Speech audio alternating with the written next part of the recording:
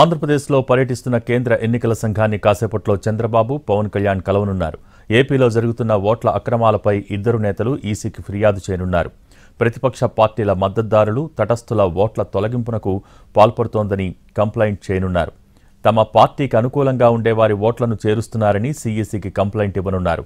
తామిచ్చిన ఫిర్యాదుపై CEO MK Meena ఇచ్చిన సమాధానం లోపభూయిష్టంగా ఉందని ఆరోపిస్తోంది టీడీపీ.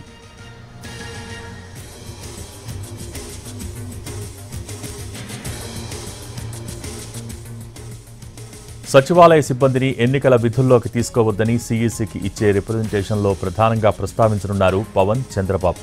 వైసీపీ తరఫున జగనే ఎందుకు కావాలనే ప్రచార కార్యక్రమంలో సచివాలయ సిబ్బంది పాల్గొన్నారని టీడీపీ, జనసేన ఫిర్యాదు చేయనుంది. అధికారులు, పోలీసుల బదిలీల విషయంలో ఎన్నికల సంఘం పట్టించుకోవటం లేదని కంప్లైంట్ ఇవ్వనుంది టీడీపీ.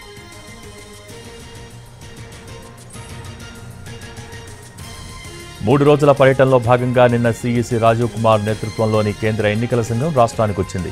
అన్ని పార్టీల ప్రతినిధులతో వేర్వేరుగా ఈరోజు సమావేశం కానుంది. ఆ తర్వాత కలెక్టర్లు, ఎస్పీల సమావేశం జరగనుంది.